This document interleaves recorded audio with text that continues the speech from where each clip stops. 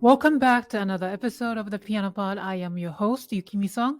Today, we're thrilled to have the esteemed presence of Grammy Award-winning pianist and Steinway artist, Kristhyan Benitez.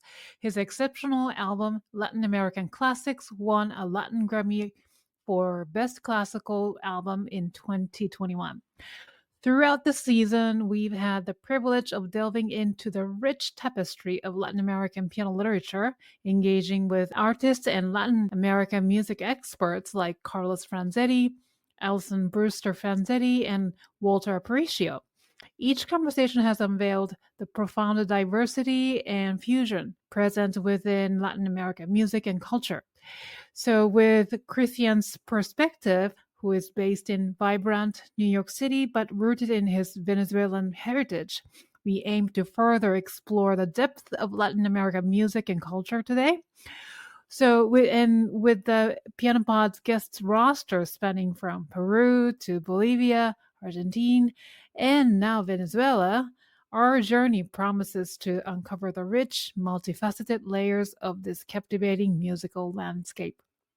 But before we dive into our conversation with Kristhyan, let me take a moment to explore his illustrious background. Known for his vivid and passionate concerts, Kristhyan explores a rich blend of classical and Latin American music, earning acclaim as a leading figure among a new generation of dynamic Venezuelan virtuosos. Praised by José Antonio Abreu, founder of Venezuela's El Sistema, as a crucial leader in Latin America's musical movement and mentored by Philippe Entremont, Kristhyan's performances resonate worldwide. He has performed in iconic venues like Philharmonic Hall in Berlin and Davies Symphony Hall in San Francisco, collaborating with top conductors, including Claudio Abbado and Gustavo Dudamel. In 2019, Kristhyan's prowess was showcased during a 13-city recital tour in China, reinforcing his global reputation. His album, Latin American Classics, captured a Latin Grammy for Best Classical Album, featuring compelling compositions from across the continent. His latest work, Afro-Cuban Dances, also earned a Latin Grammy nomination in 2023. Mr. Benitez's discography includes over 50 tracks for Steinway's Spirio and albums such as Miniatures, which won a bronze medal at the Global Music Awards. His leadership extends to educational roles, having served as assistant conductor of the Philharmonic Orchestra of the Americas and artist in residence for Venezuela's El Sistema. Kristhyan is a recipient of José Felix Ribas Award for his cultural contributions. So join us as we explore Kristhyan's remarkable career achievements, including his accolades, awards, and examine how his multifaceted identity influences his creative processes. We'll also delve into how he has pioneered new ways of experiencing music through innovative approaches to music production, extending from his traditional concert performances to more experimental projects. Before getting started with this special episode, I want to welcome all of our first timers today to the Piano Pod. I'm a classical pianist and educator from New York City. Whether diving deep into a piano career, working professionally in the classical music scene, or simply having a passion for piano tunes, this podcast is your backstage pass to the fascinating world of piano music. To our incredible TPP fans and loyal listeners, welcome back. Your continued support means the world to us. If you enjoy today's episode, please take a moment to rate and review the show on your favorite podcasting platform. Your feedback helps others discover the joy of the Piano Pod. Now, without further ado, I'm thrilled to introduce Mr. Kristhyan Benitez and kick off our conversation. So sit back and relax, and please enjoy the show. You are listening to the Piano Pod, where we talk to the brightest minds in the industry about how they are bringing the piano into the 21st century. Welcome, Kristhyan, to the Piano Pod. Thank you. Hi, how are you? Thank you so much. I'm so honored to be here. Thank you. Oh, honor is ours. Like an honor to have you, and thank you for being here.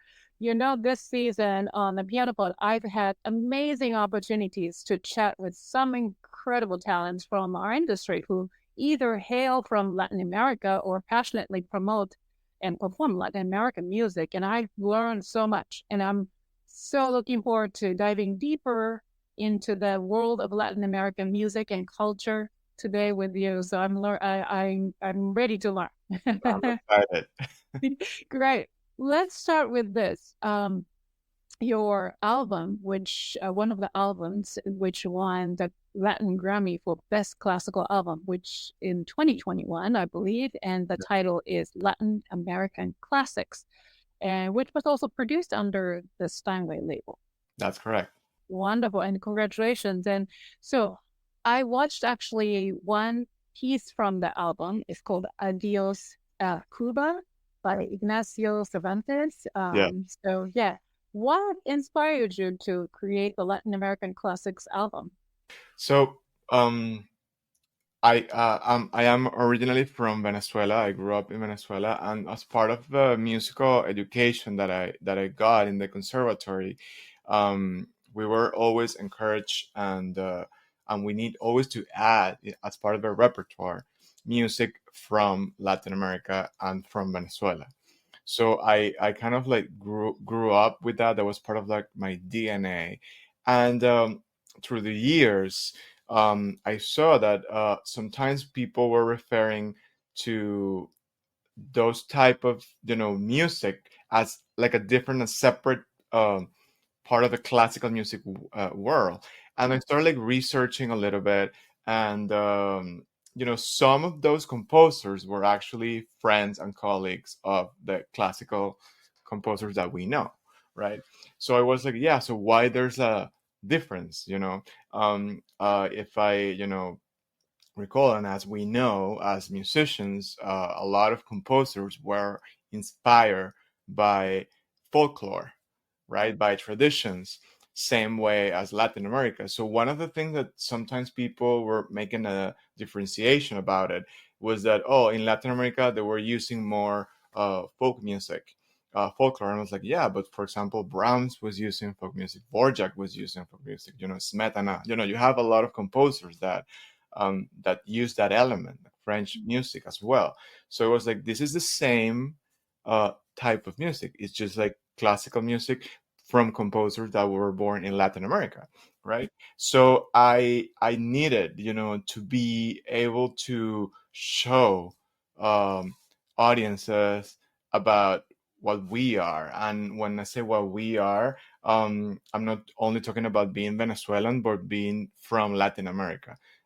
It's like different countries with a extremely rich culture that must be put there in the world. I think like the same way that we musicians are, being working on so hard on exposing contemporary music, new composers, new waves of doing music. We also need to kind of like activate some sort of way of like the nostalgia of what happened there. there are so many different composers, a lot of them unknown, with fantastic music. And so I have that, urge to show a little bit of who we are as Latin Americans. Hmm. Well, thank you. Well said. I mean, Latin America, the continent itself is so diverse, right? I mean, so how did you go about selecting the specific pieces for this album and why you chose these particular pieces from like Cuba, Argentina, Brazil, and of course your country of origin, Venezuela and Mexico as well? I started doing a project with Steinway about creating this catalog of Latin American music, and the first thing that came to my mind was I wanna play the music that I love, that I grew up with, that makes me happy and makes me wanna showcase better. I think like when we have pieces of music that we perform that we really love, the way that interconnects the artist with the audience, it creates some sort of magic. So it was like I want to create that, but at the moment it was just doing a catalog for Stanway Stereo piano, which is a high resolution piano, and then I started to just record music that I knew since I was a little kid, music that I wanted to perform, that I wanted to be part of that catalog, and then it changed, the whole project, because like that catalog became the album. And then when we talked about doing the album, I was thinking, okay, I want to make a structure. I want to divide it into countries. I want to, to make like a bigger thing, a bigger project. But then the pandemic came, and I remember my producer calling me saying like, "You already recorded 24 tracks of music. I know that we have a plan, that you want some structure, but we don't know what's going to happen with the pandemic. And I think this is a really good material that we have here to release an album. Would you want to do it?" And then I was like, yes. And I was happy at the same time because everything that I was selecting at first was just coming from the fact that I want to be more connected to the music that I grew up with, that I love. So that album specifically have music that I really cherish, that I really love, and that I wanted to show audiences. So it was like a really uh, rewarding, nurturing process. And then, of course, from that, then I started like making more structure. Like I want to add more countries. There are so many composers. Like I can just make maybe like 10 albums of just one country, like Mexico, for example. That musical uh, culture diversity is just like is so rich, but I need to just kind of like select, and sometimes selecting is complicated. But I was just trying to follow my intuition and then connect with music that really connects with me emotionally. I think musical connection is something that is very, very, very important, especially after everything that we've been through. That human connection, that magical connection, that chemistry, that electricity that creates the artist with the music, and then we transfer that to the audience, is very important. So I was just trying to connect emotionally with music, with Latin American music, to show in that album. Then, do you have any favorite piece on this album? If so, what makes it stand out to you personally? Or maybe you love all of them? I love all of them. I have to say that in that album, there's a piece by Ginastera, the Suite of Creole Dances. That piece, actually, I cherish that piece so much, and like I always thank Ginastera and that piece, because it was a piece that actually started the whole project. It's interesting because it's a piece by Ginastera from Argentina, but he composed that piece in New York when he was living in New York. So for me, it was some sort of like, me, a Latin American that living in New York, start, to build some sort of path with Stanway at that moment they didn't know who I was, anything like that, and then just kind of like connect. So because of that piece is that we are doing what we're doing right now. So I would say like I love them all, but that piece specifically is something that is very important to me. Also, the Adios a Cuba by Cervantes that we also did after we did a music video with Steinway. It talks about the fact that a person has to exile a country. So for me, being an immigrant and everything that is going on right now in my country with exile, that is something that has been always very close to me, and it's hard, it's painful, but we create magic through pain as well. So I think I needed also to show that in that album, and that's also a very, very important piece for me.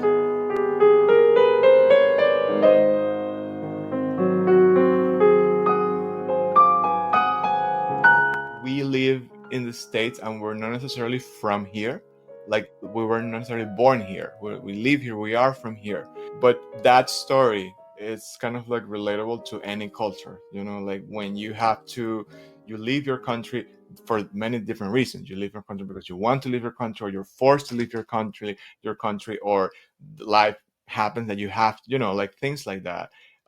So it's a very like universal story.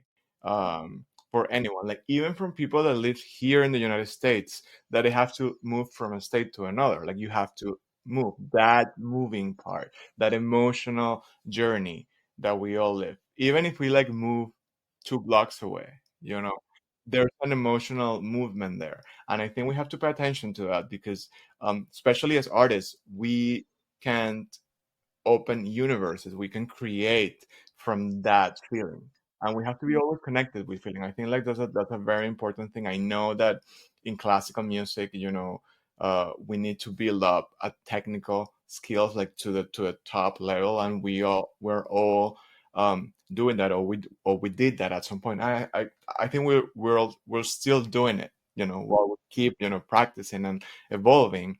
But the emotional part, that's something that also have to be nourished, like you have to be, like we have to water it every day.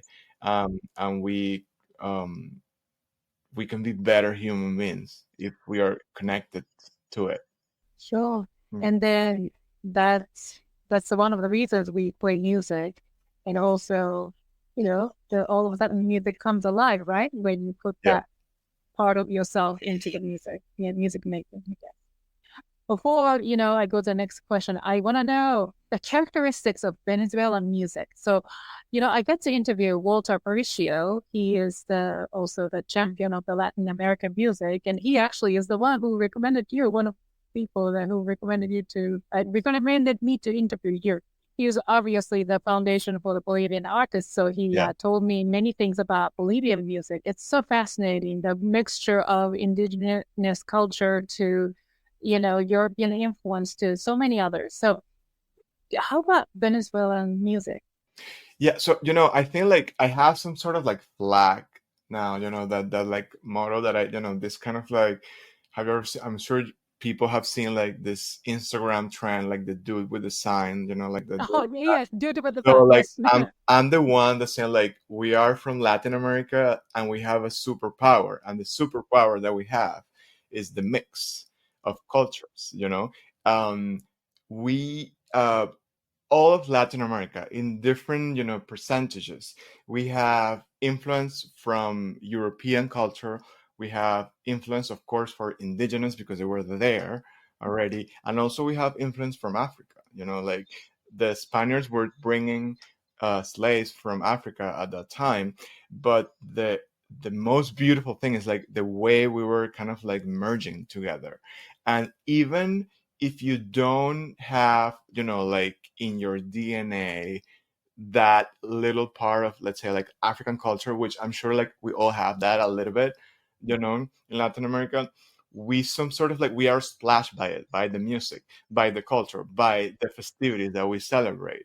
One of the most interesting thing is like how the Catholic Church had to some sort of like adapt a little bit to the African culture and to indigenous culture in order to blend. You know, they were forced.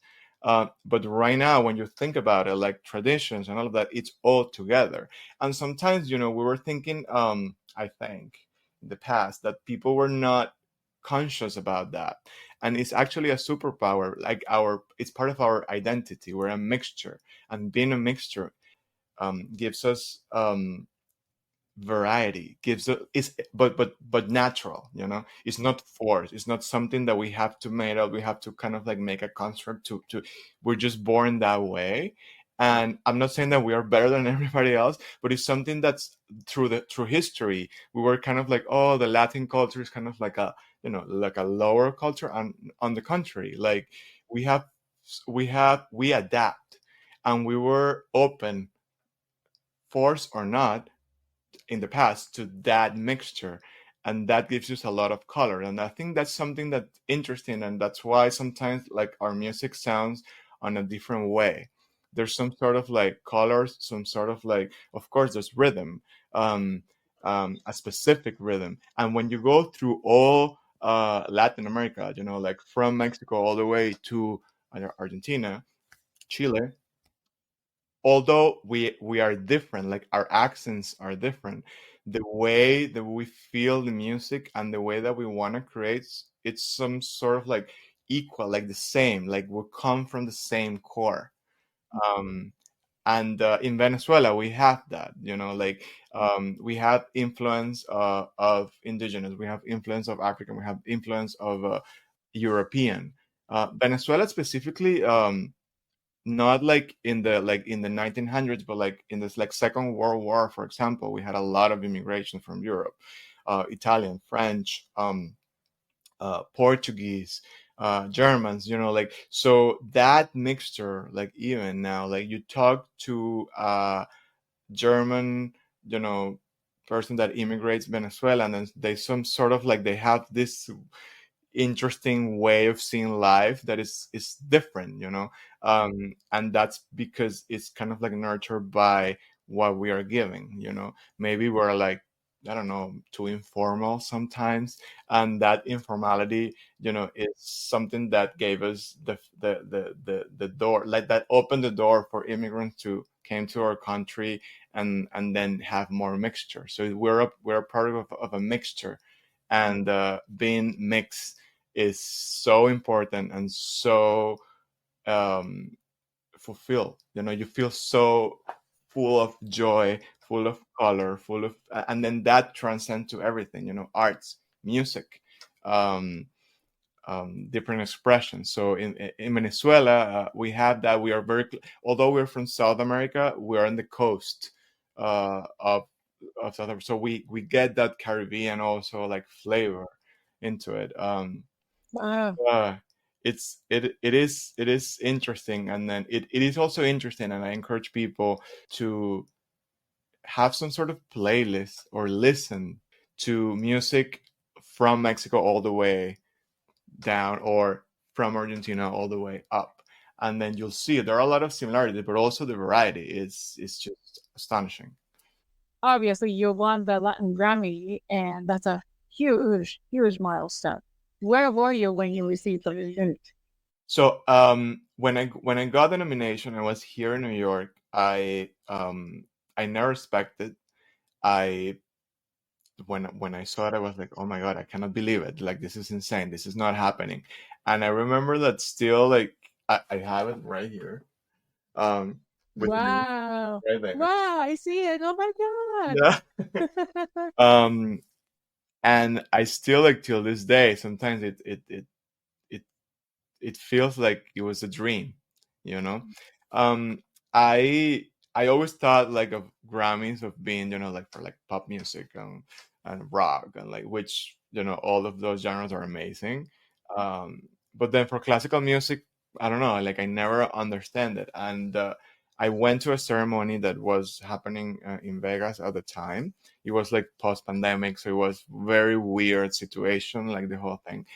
And I was just trying to enjoy the moment. I was like, I think this is like the only time in my life that I'm gonna be walking a red carpet. You know, this is like insane. I never expected that. I don't do music for that. You know, it was just like, um, And we went through the whole process. I saw the nominations, and then when I heard Latin American Classic, my name, my producer name, John Feiner, we were just like ecstatic. We were just like extremely happy.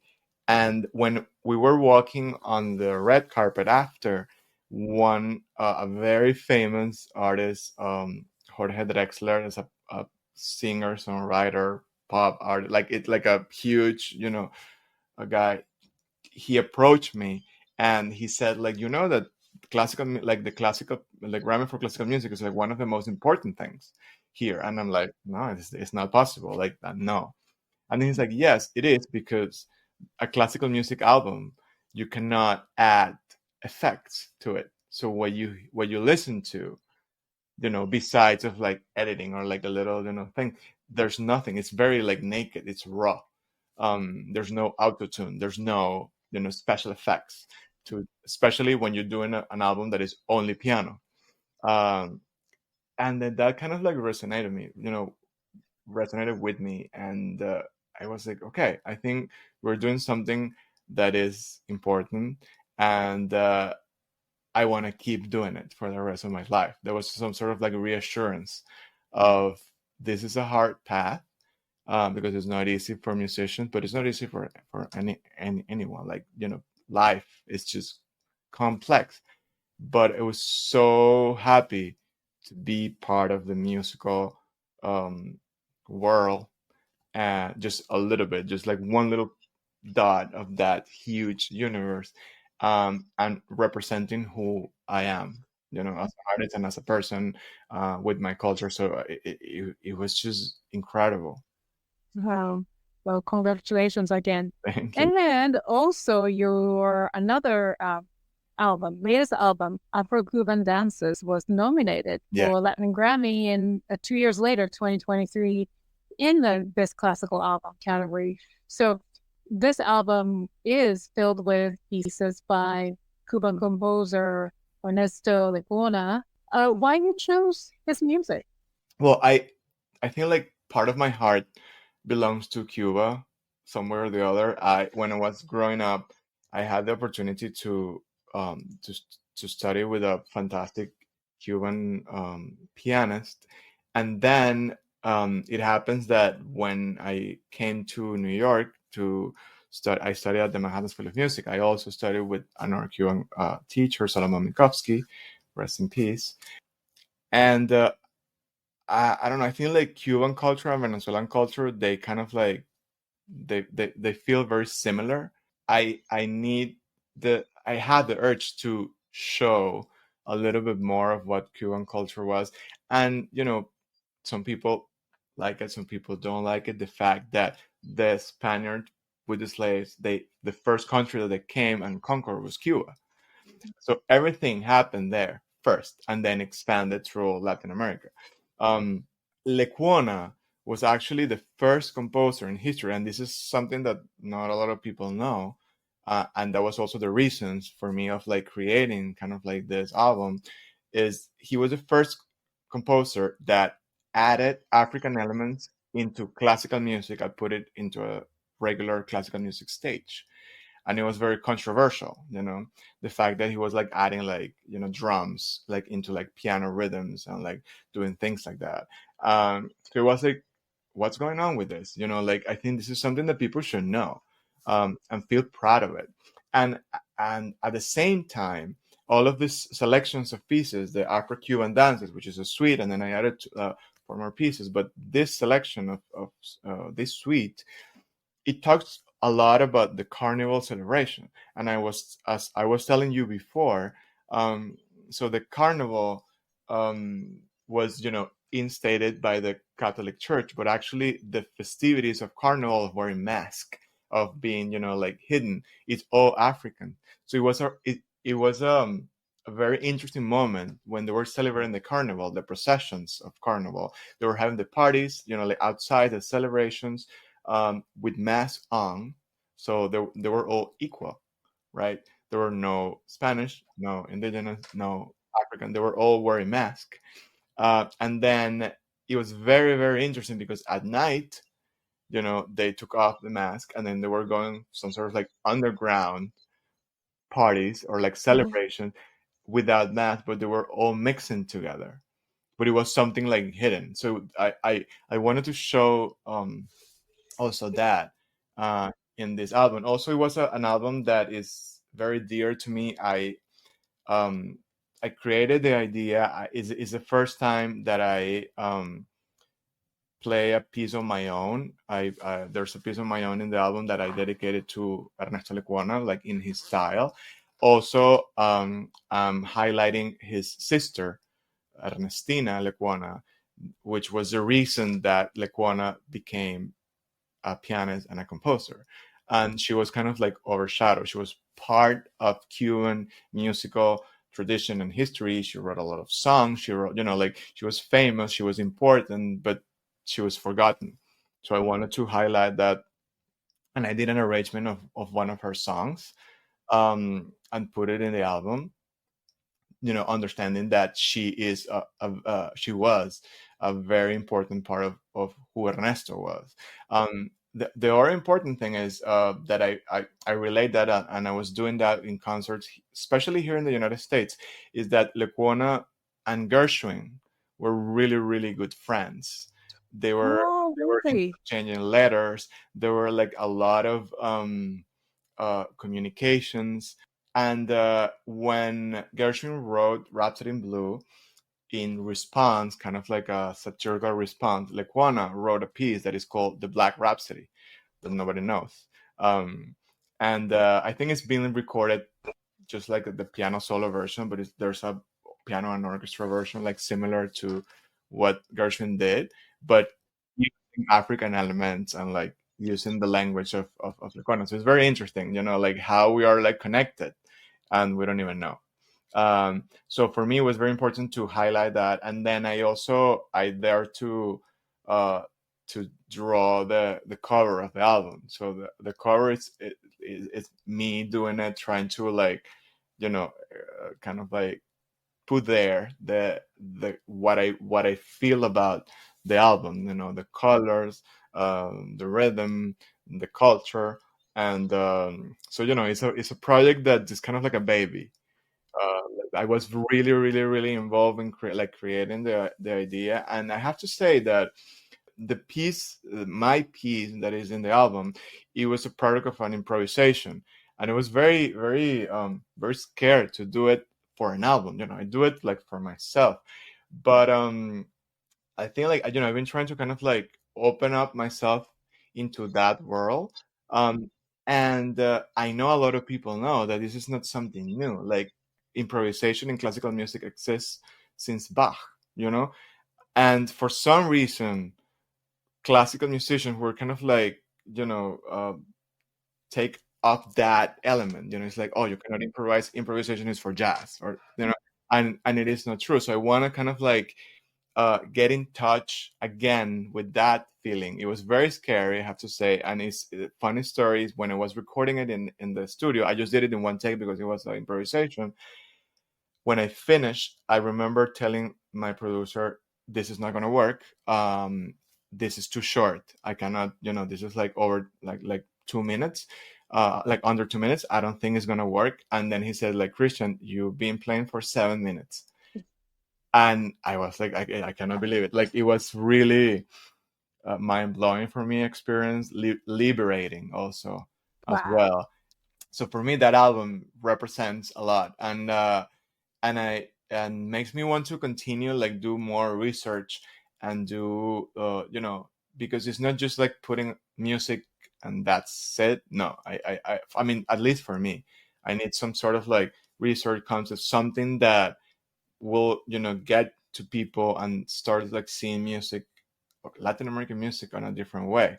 I understand that sometimes people feel a little bit intimidated by Latin American music, or they feel that it's like minor, like, oh, the little pieces. But I encourage people to, you don't have to like it necessarily, but just try it, listen to it, and then you'll see. Same thing happened with regular standard classical music. Like, not a lot of people necessarily love opera, let's say. I don't understand that, but some people just say like it's too much for me. Yeah, but even within opera, there are operas that are different. So give it a try. Just don't block that, right away.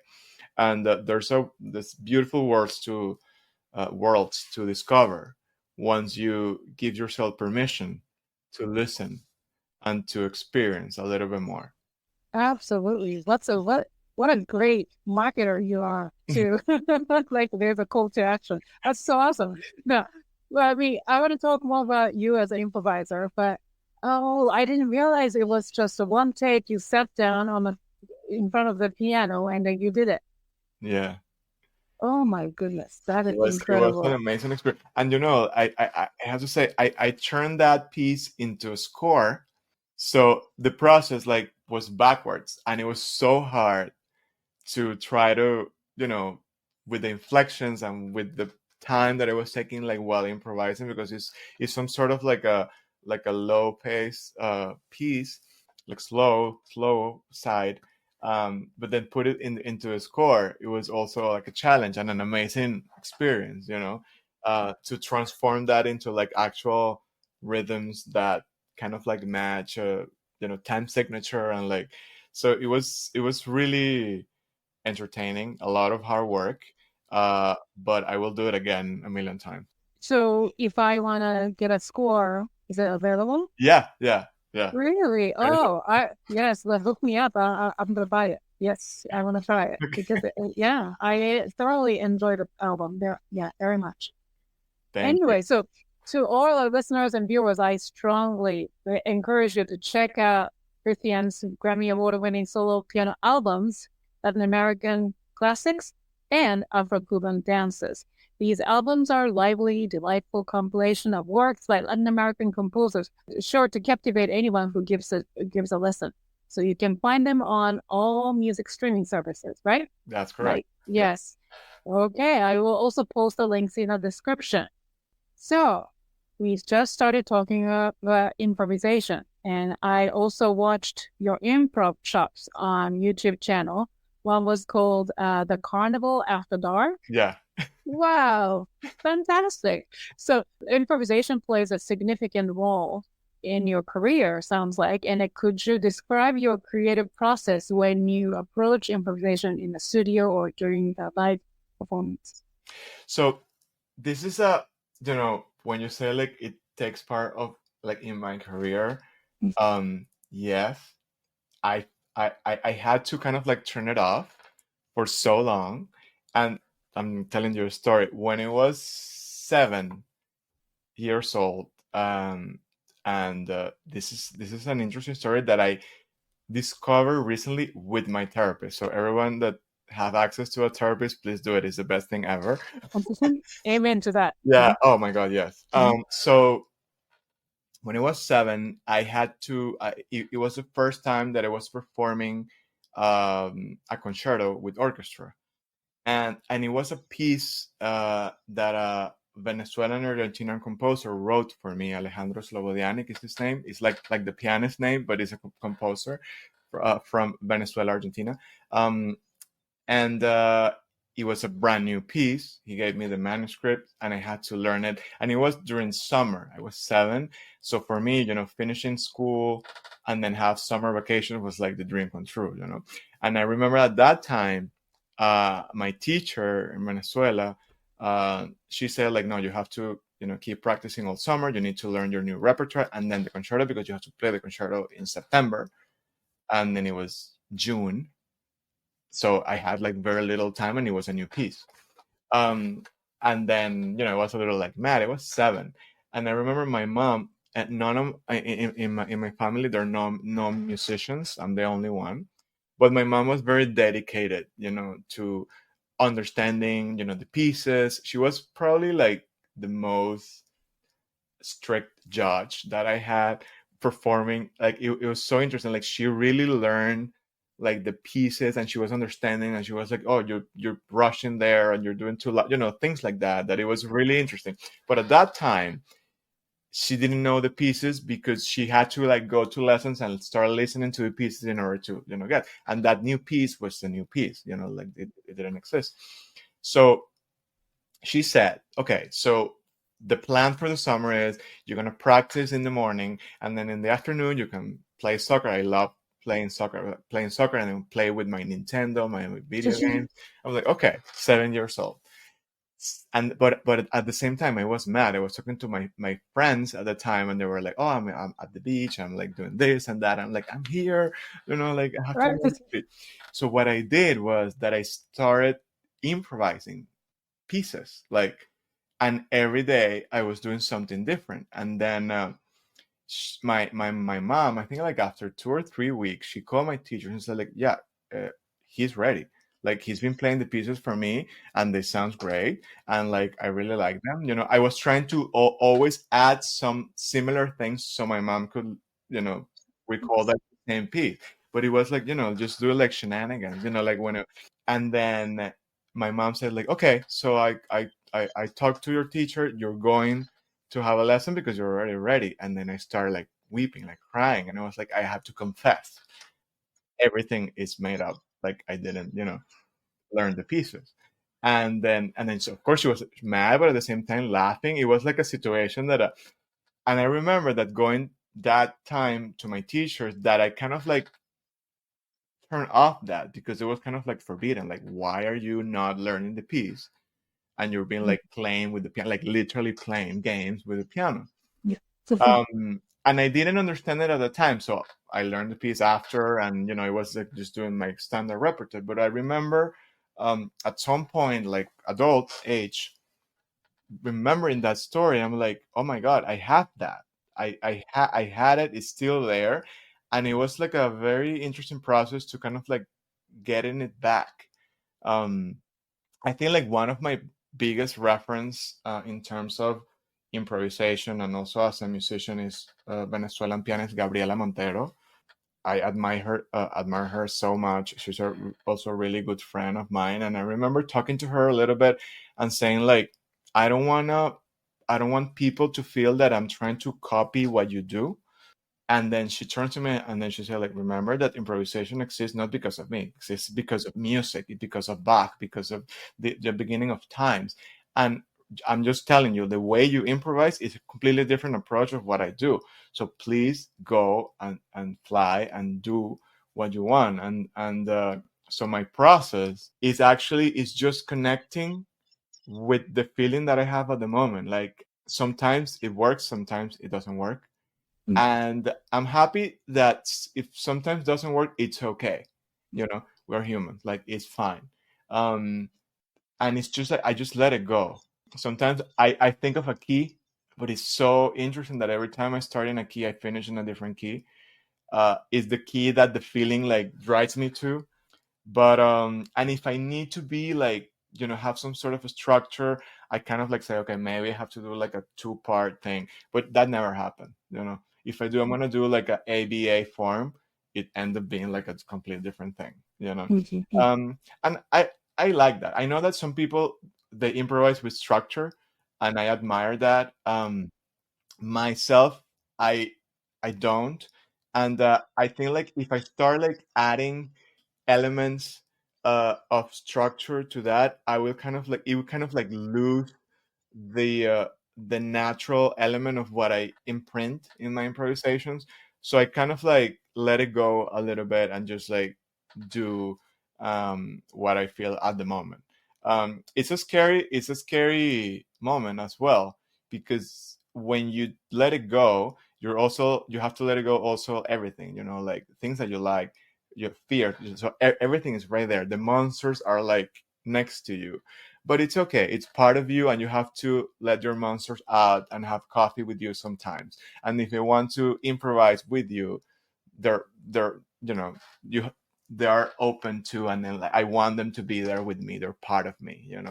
So it's just it's scary sometimes, but when I'm finished, it's like, okay, let's hear. And funny story is like I don't remember when I what I do. Like it's little things, but like there are things like, oh, I use that chord, like, and it's like, oh, that chord is nice. And then like, but I never like came up with a specific plan. So that's just my way. Yeah, but it's almost like a free writing, like so you're really in touch with yourself, inner self. So that's maybe one of the reasons you don't remember a specific chord that you use, no? Yeah. Right? Mm. For me, it's like a meditation. I remember during the pandemic, everybody were like sending you like, okay, so start like meditating, and then like these apps and like everything, which I think they are like amazing tools. But my way of meditating was actually improvising. I was sitting in the piano and then just let go. And then I could even like, cry, laugh, everything. But it was like always through piano. It's like yeah, I think like I don't see myself not in this life or not in our life without the piano. It's crazy, but it's just like it's who I am. It's part of me. So it's like it's my everything.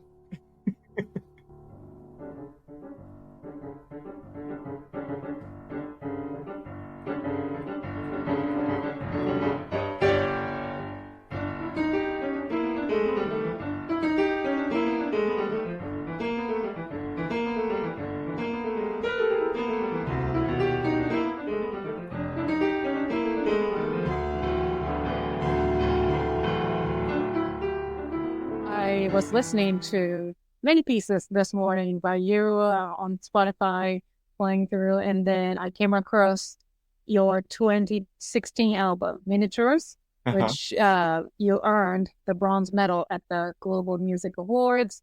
And obviously, this album is entirely of your improvisation, no? Or arrangement. Yeah. Yeah. Wow. And then, I loved the piece called Two Poems, Opus 32, number 1, F sharp major. Yeah. And then also the intermezzo in E major. And then Mañanita Caracuenian. Yeah. Wow. Am I pronouncing okay? Perfect. Okay. Did I pass? Okay, good.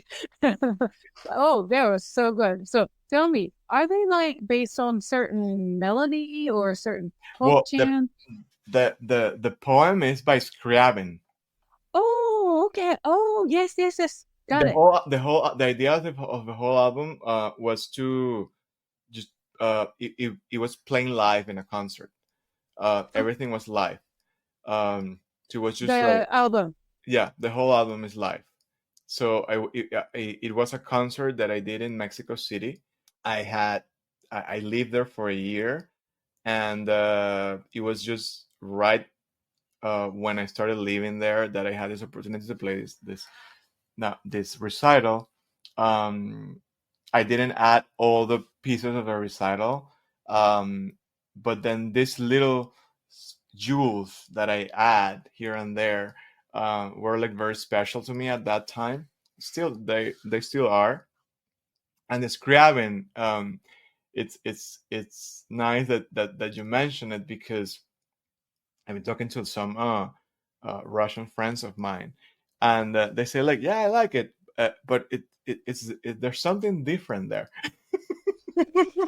So I don't know. I think sometimes we grew up with the fact that we have to we follow the score, everything that the composer writes there, we have to do it, and yes, of course, but there's a moment in time in life that as performers also we want to kind of like imprint a little bit what we are, and it's not just saying that the composer is wrong. I mean, there's nothing to do with that.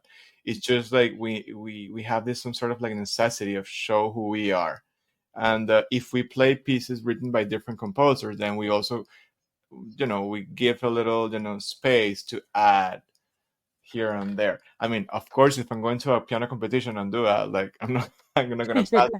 But after you pass all of that, which I think is an amazing experience to have, competitions and like concerts and all of that, and of course school, you need to learn the structure. That's something that a dear teacher of mine told me always. You need to first learn the structure, and then you deform it the way you want it. But you cannot deform it first. You need to understand how it sounds. You need to understand why the composer is writing that. Why is that happening? You know, um, and it was a very special teacher that I had in Germany. I was going to Hamburg for several summers, and her name was Elgin Roth, pianist, very from the old school.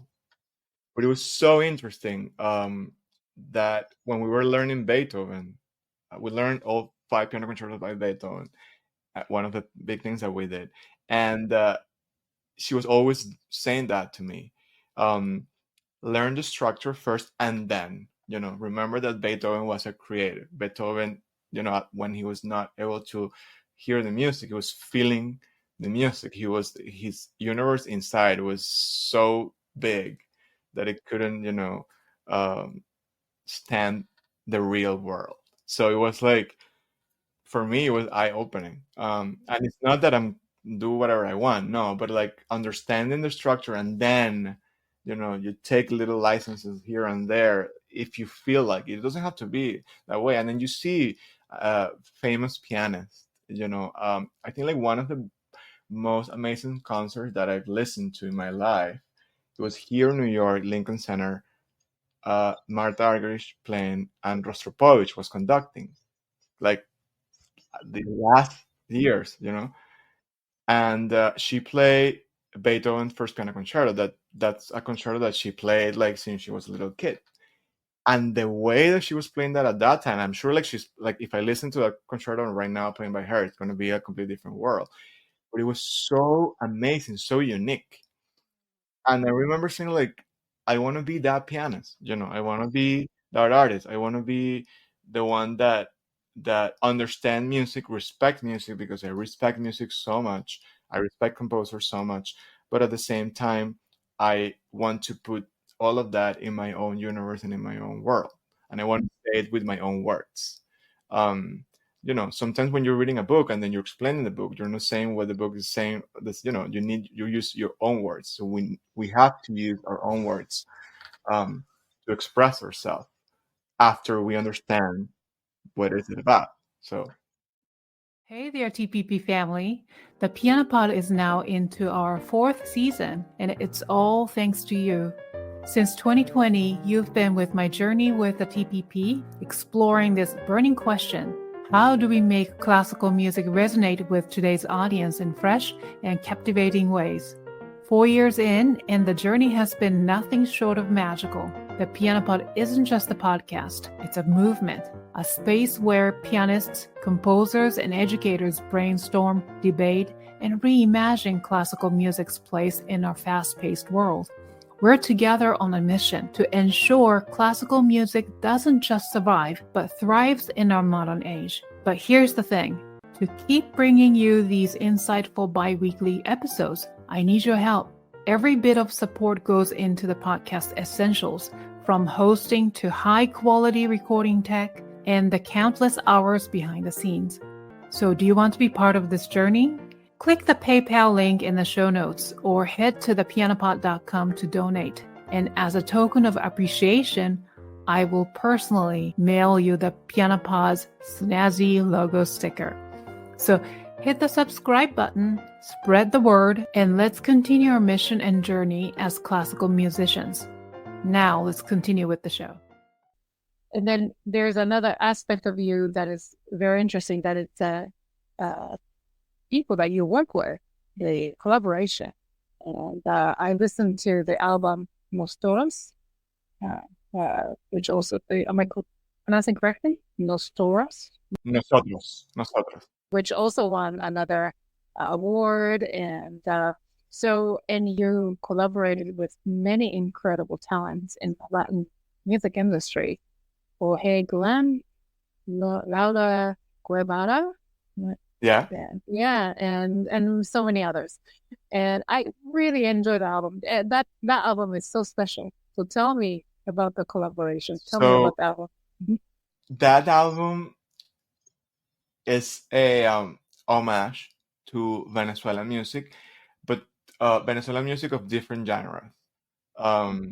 From classical Venezuelan music for piano, all the way to like pop and boleros, like love songs, like all of huge range, with my current, which at the moment when I recorded that, it was I would just want to try to make a fusion between classical music and or classical elements or my way, like I'm a classical pianist, trained pianist, um, merge with all of that and create some sort of like a minimal, uh, elegant approach to this music. And then the idea was to collaborate with people from complete different genres, like not classical musicians, like all from different music worlds, like singer songwriter, pop, rock, folk.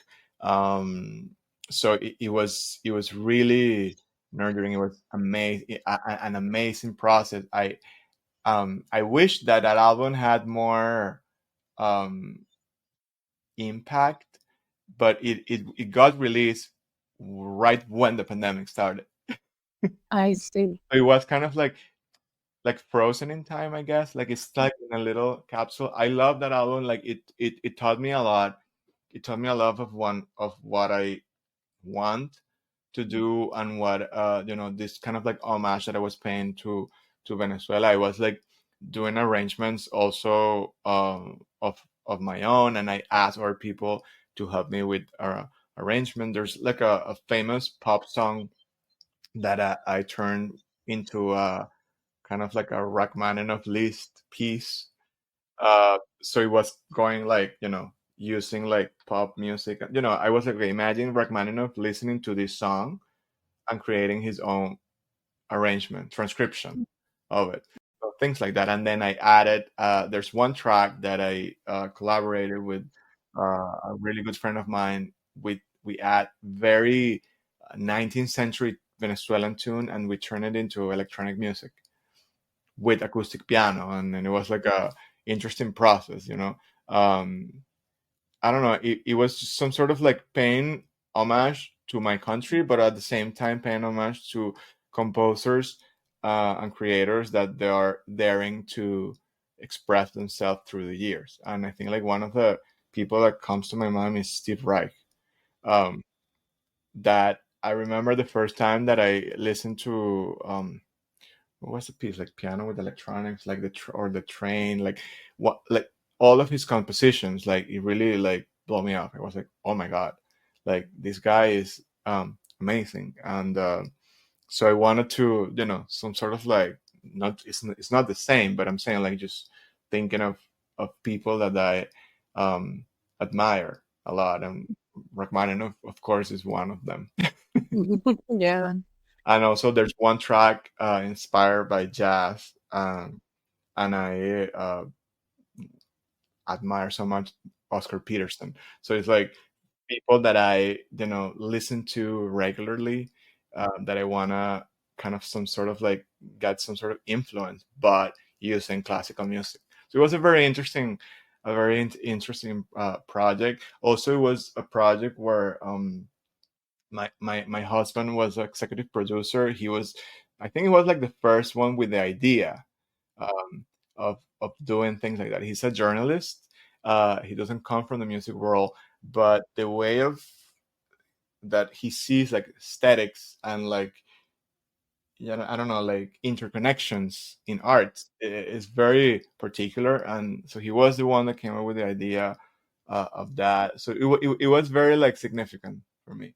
Yeah, I love it. I love it so much. Yeah. Now so far we've talked about you as a, pianist who plays Latin American music, but also, of course, you're a classical musician, you're a classical pianist, so you have that training as well. And so I'm curious to know, how was it like to perform under the buttons of renowned conductors like Claudio Abbado? Oh my God. And Gustavo Dudamel. oh my goodness. And he is going to New York in 2 years, right? Yeah. So first of all, I grew up in Venezuela, and in Venezuela there's this social movement, musical movement called El Sistema, that was created by Jose Antonio Abreu. My very first concert that I did, when I was 4 years old, it was dedicated to Jose Antonio Abreu, and that from that time I started having some sort of like a connection with El Sistema. And I think I mean I feel very honored and privileged to say that I had the opportunity to play with orchestra since I'm 7 years old. And I don't think like there's a lot of pianists that have that opportunity yet, like even like at like a older age, and I never took that for granted, and I owe that a lot to that program, like El Sistema, that I was able to perform. Like I think like the most that I did, I think in my career, has been like playing concertos. Um, and that's something that I love, that I adore doing it, and I keep doing it. But it was because of that. I was growing up with all of these fantastic musicians, and one of them was Gustavo Dudamel. Was growing up there, and we had the privilege to play together. It was amazing. Now, of course, he's a superstar. Um, but we kind of like grew up together, so like seeing all these people like shine as artists and also being nurtured by that through the years has been just amazing. And the moment when one of the things is I have to thank Hélène Grimaud, the pianist, because she got sick for a concert, and because she got sick, I'm sorry for that. That's when I got to play with Claudio Abbado. It was like a last minute thing. I played Rachmaninoff's Second Piano Concerto with him. It was the scariest moment of my life when I came to the first rehearsal, because I had only 1 week to prepare. I didn't know like that was gonna happen. I think like I practiced the most. I don't know, maybe like 14 hours or something like that. I mean, it was like crazy. Like I was just like, and also the responsibility. It was like playing for someone that I admire, like I have albums, that I own albums, that it's like, the biggest, the biggest of the biggest. And it was one of the most amazing moments of my life.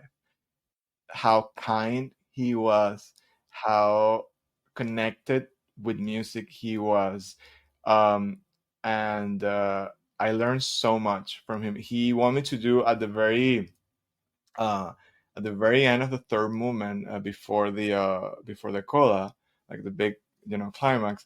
He wanted me to add like some octave, and it's like, I really like it. I mean, I know it's not written, but can you please play the octave, like like playing some octave there. um and I keep playing those octaves till today. Every time I play a concerto, it's like, and it was an amazing time. He was playing a concert in Caracas with the Simon Bolivar Orchestra, um, and then Ellen, she came after and play a concert with him. But then, like for the first concert, she was not able to, and then I really thank her for that. She doesn't know me.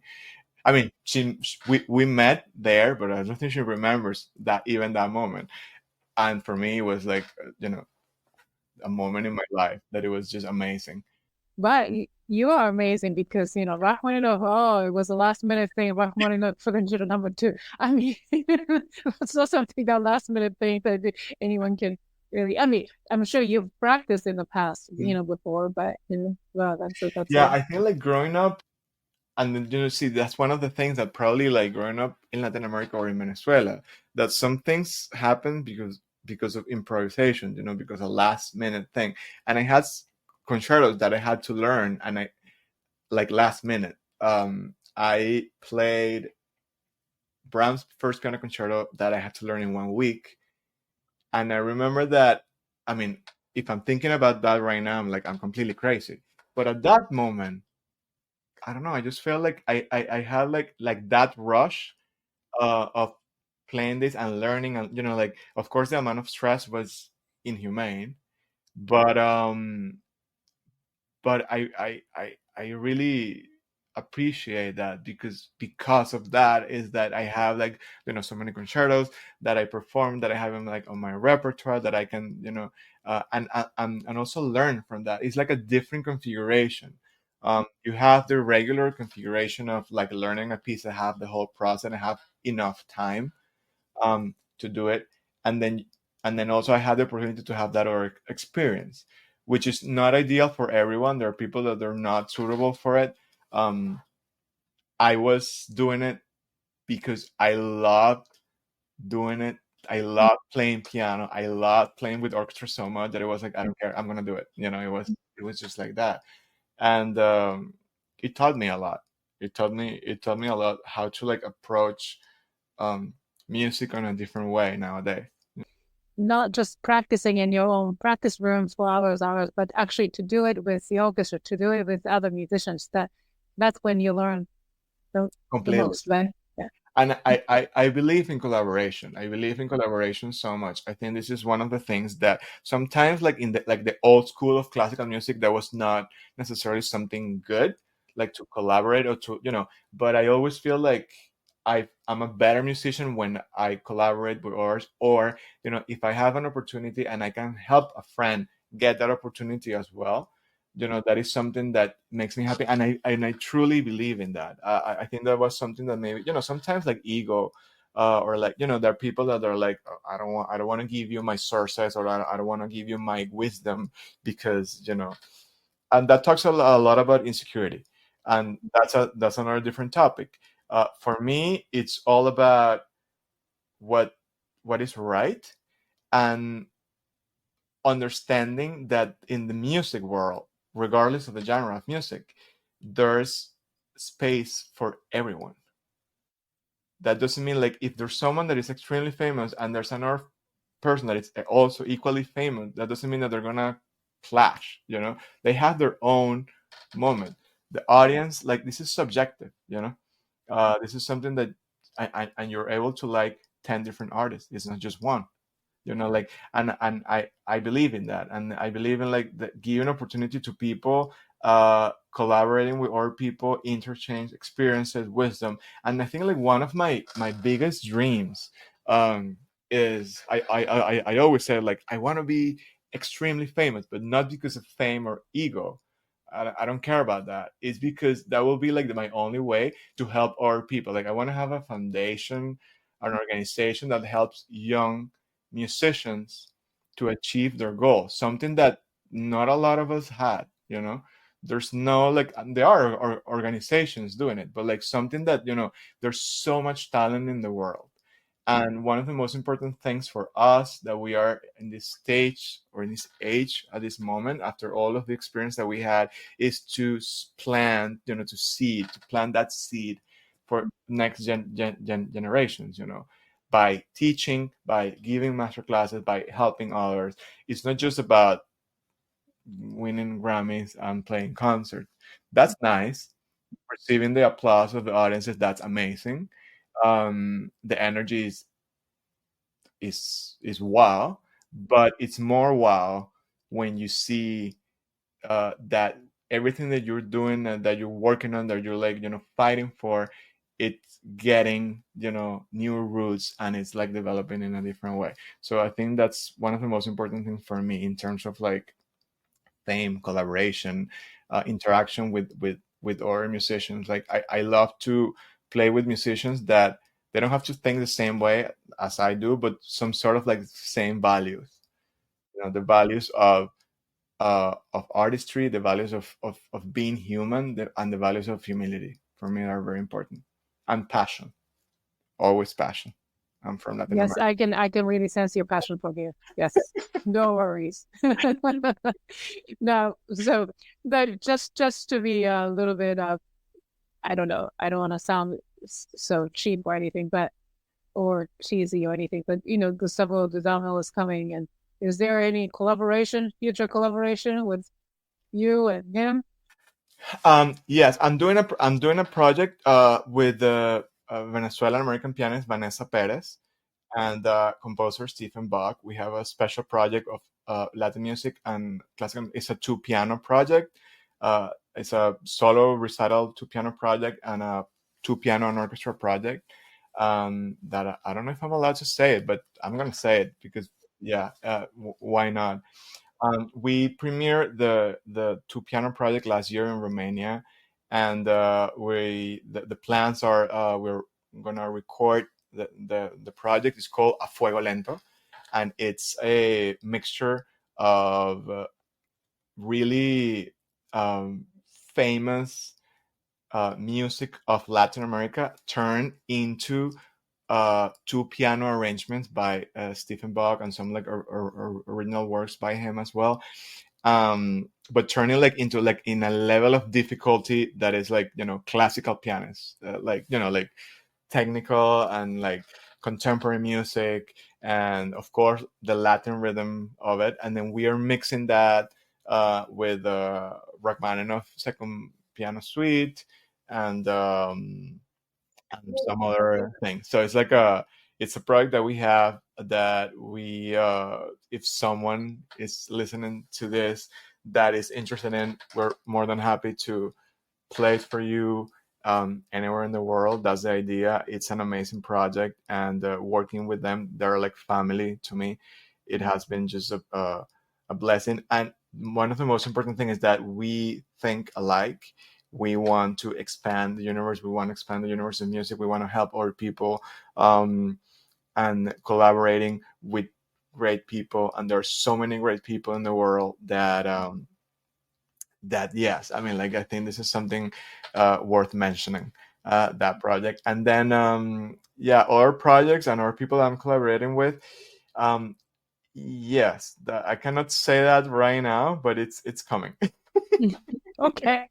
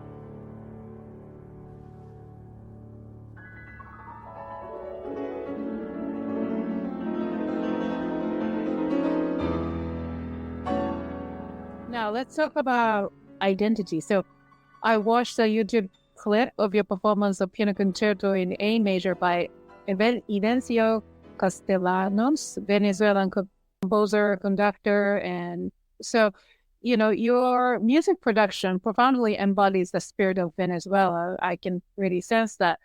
So, what significance does your native country, Venezuela, hold you in regards to your music making? I mean, Venezuela is where I was born, where I grew up. Venezuela gave me the love of music. Venezuela gave me my family, my traditions. Um, Venezuela gave me a lot of things and took away things from me as well, that shaped me into the musician that I am right now. It also showed me uh, the beauty of arts through people, not necessarily through like landscape. We have beautiful landscape. Venezuela is beautiful. It's amazing. It's an amazing country. But I'm just saying, like, just be touched and be who I am through the people that I grew up with. And then it gave me also the opportunity to learn overseas. And I think that the most thing that I owe to my country, that it kind of like it gave me and my family, of course, the support. Um, but it gave me that kind of like platform to go and understand the real world. I think I left I lived a life, a privileged life, full of love, and I'm grateful for it, for my family and my friends and my teachers.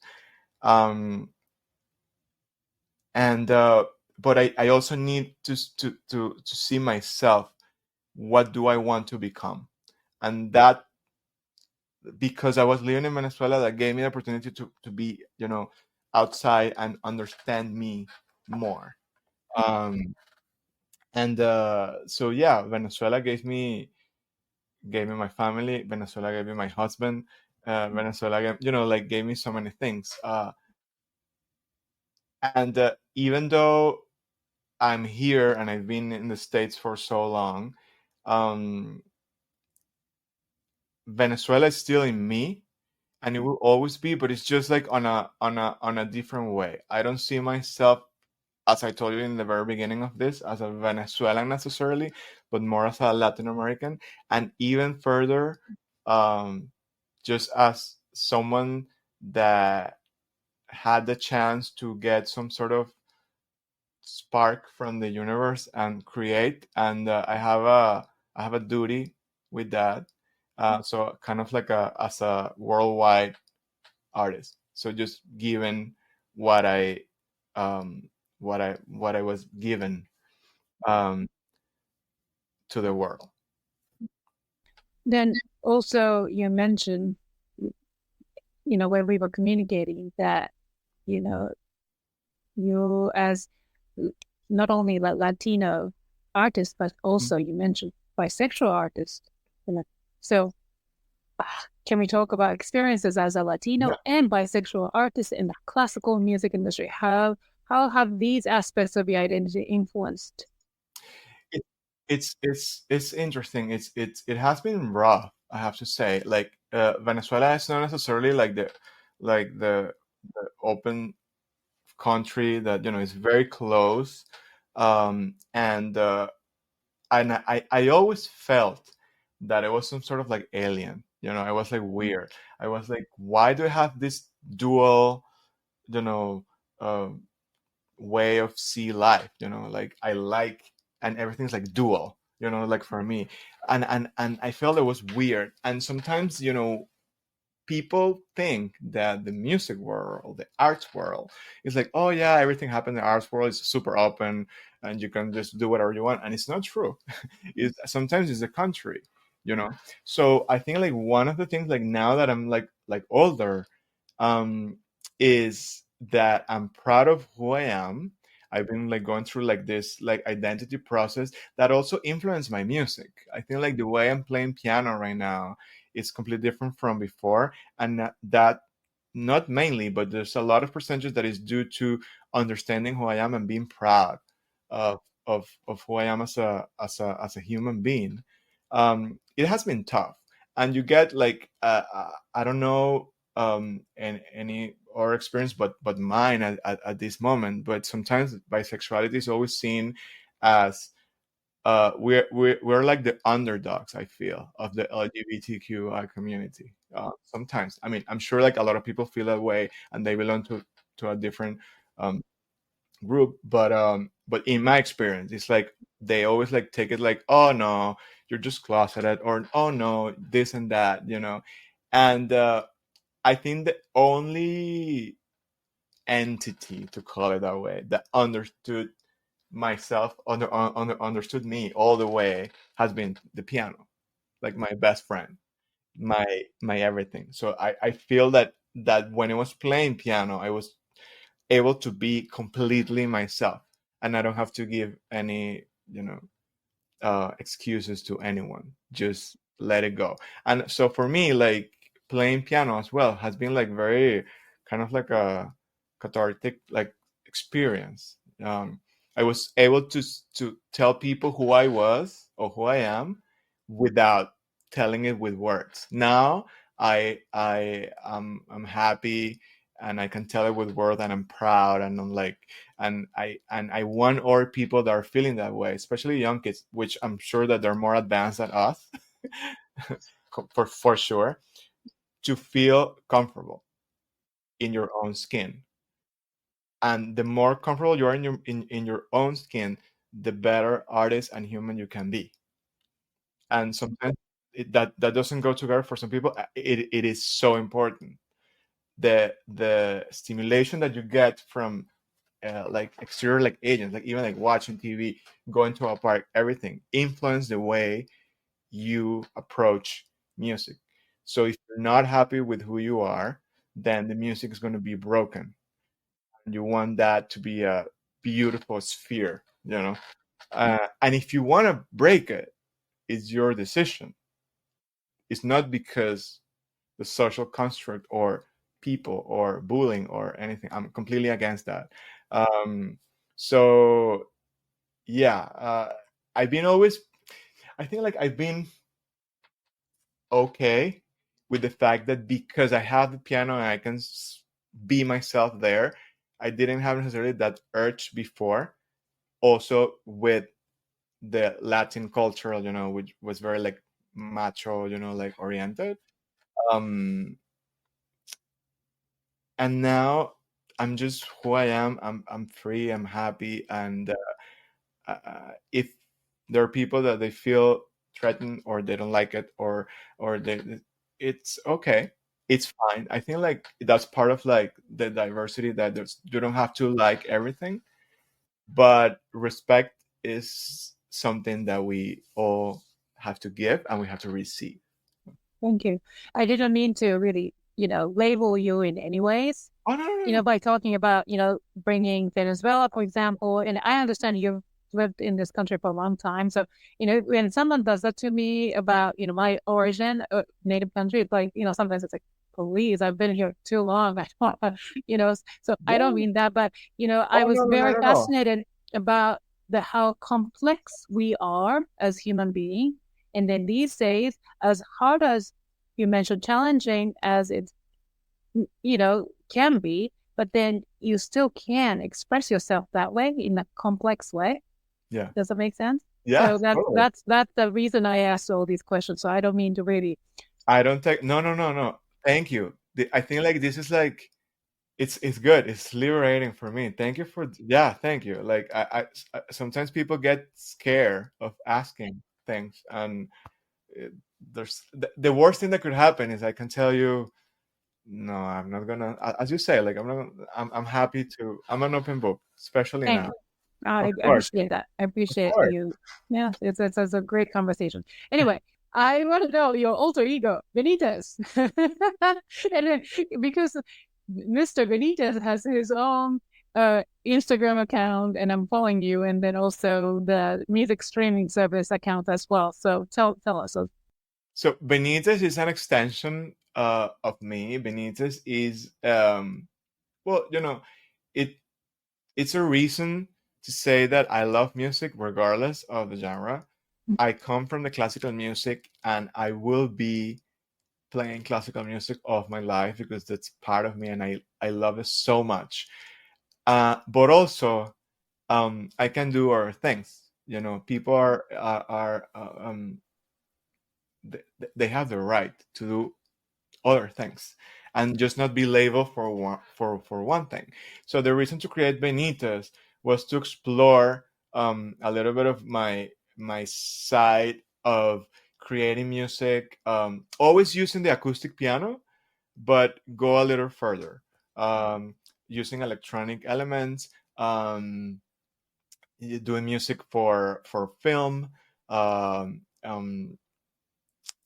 am actually I just work in a fashion film. I did the music for a very small fashion film for Wow. the entertainment Latin America, and so it's amazing, that you have to like your universe expanded. It's not just piano. It's not just like the way it's also like okay, you need to understand a visual. You need to give it a different place.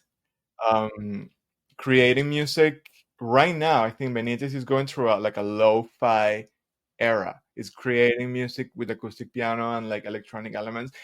One of my dreams, I would say, is to play a concert. It's Kristhyan Benitez and Benitez in the same stage, and then showing me classical pianist and then showing Benitez and have kind of like a collaboration together. It's like Kristhyan Benitez featuring Benitez, Wow, that sounds so amazing. Yes. where these two worlds they're the same world.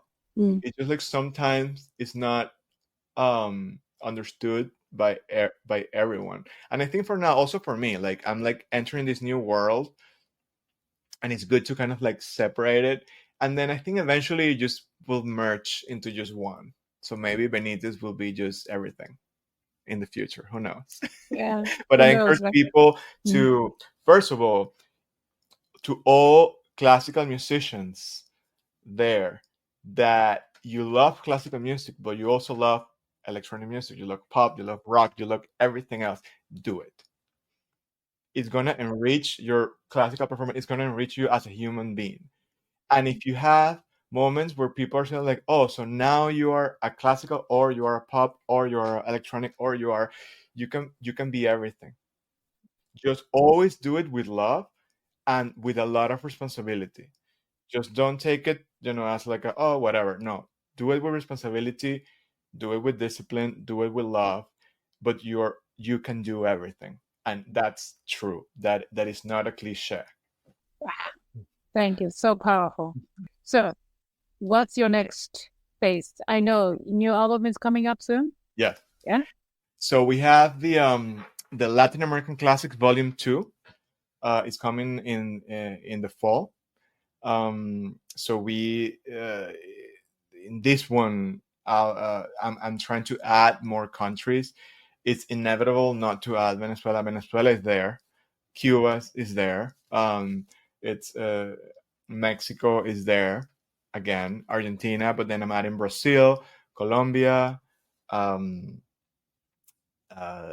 There's for Walter, Bolivia, that actually Walter gave me some suggestions of repertoire that I really thank him a lot. So it's gonna be, there's gonna be a lot of variety in that, and I'm looking forward. I'm looking forward to this album, to continue the catalog. So the idea is to create in the future 3 volumes of this. So the fact that we're doing the second volume right now, it's a dream come true.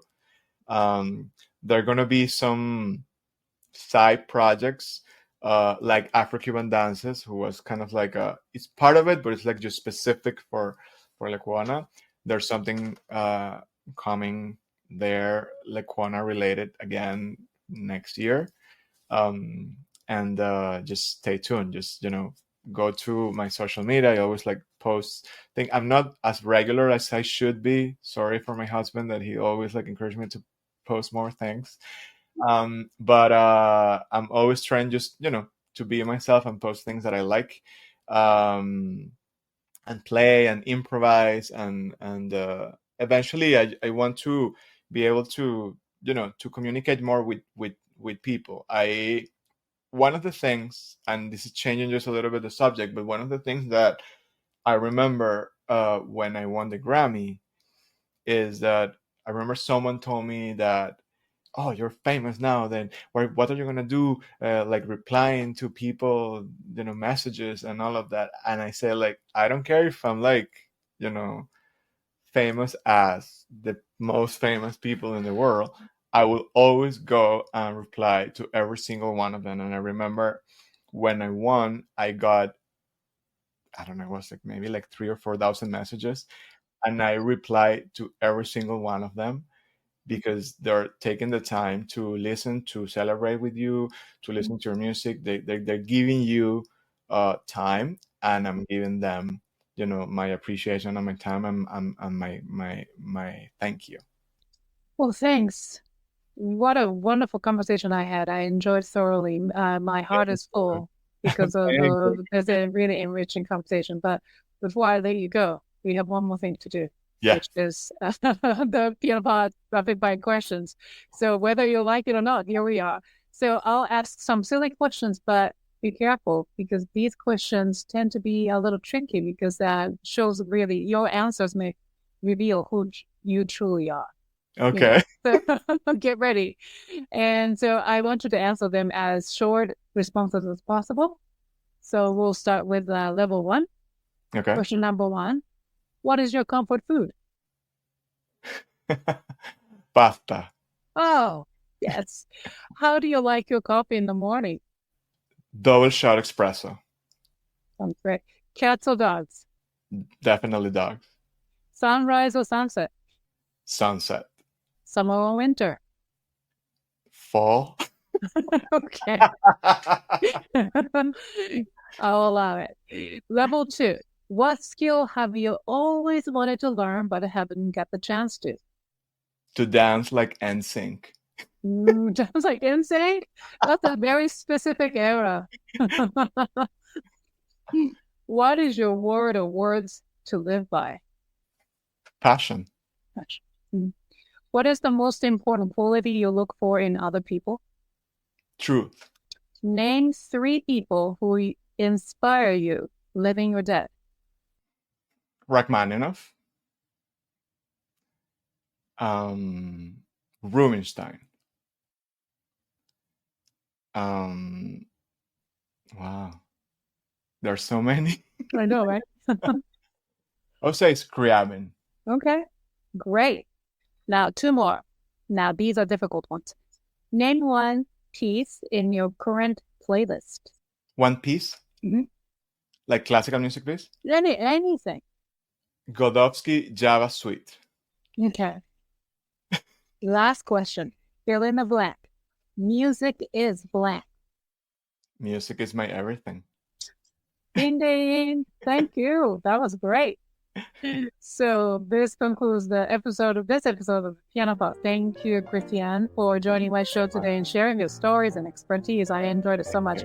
So for the Piano Pod's listeners and viewers, please visit Benitez, K as in letter K, Benitez.com to learn more about Kristhyan's career and connect him on social media. All the links are listed in the show notes. Thank you to my wonderful audience and fans for tuning in today. If you enjoyed today's episode, please rate and review it on whatever podcasting platform you use. Remember to hit the thumbs up button and subscribe to my YouTube channel if you are watching from YouTube. Follow TPP on social media to get the latest news via Facebook, Instagram, TikTok, and LinkedIn. I will see you for the next episode of the Piano Pod. Thank you, Kristhyan. Bye, everyone. Thank you. Thank you.